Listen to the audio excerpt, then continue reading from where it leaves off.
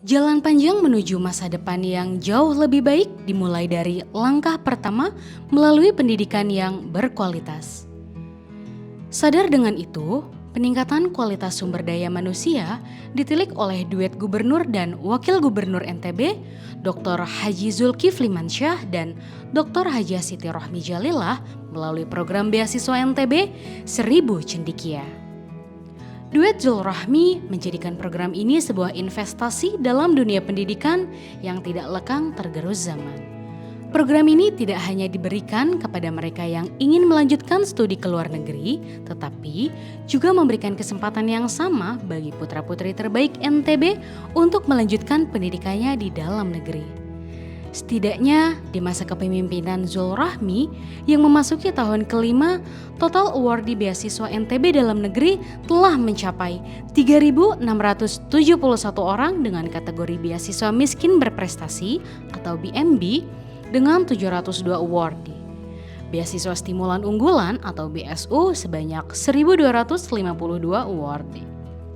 Dan 1.717 orang penerima beasiswa stimulan kerjasama atau BSK, 411 penerima beasiswa luar negeri dan sangat mungkin akan bertambah jumlahnya.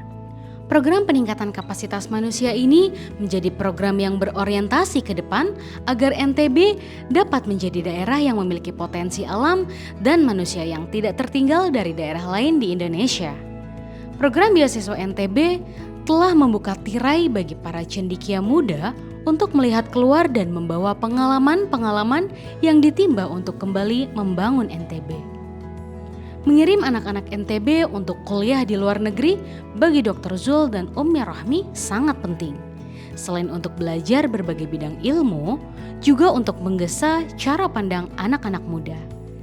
Tanpa kita sadari, modal sosial kita terkuras karena persoalan politik, bahkan menyebabkan Indonesia mengalami defisit modal sosial yang hebat. Tidak sedikit orang yang masih terjebak dengan politik identitas yang menjadi penyumbat untuk maju. Jika program yang dilakukan di NTB ini berhasil, harapannya bisa menginspirasi setiap presiden yang terpilih untuk mengirim lebih banyak anak-anak muda ke luar negeri untuk sekolah. Program beasiswa ke luar negeri yang dilaksanakan Pemprov NTB membuka harapan baru bagi banyak anak muda untuk menata mimpi dan masa depannya. Dalam jiwa mereka hanya ada gemuruh untuk belajar dan menambah wawasan hingga perluas networking. Bagi para penerima awardee, hidup itu terlalu singkat jika kita tidak memiliki mimpi besar. Dan salah satu pintu untuk membangun mimpi besar itu datang melalui beasiswa yang diberikan Pemprov NTB. Mereka bertekad menaklukkan benua Asia hingga Eropa. Mimpi anak muda itu memang harus besar dan harus diwujudkan.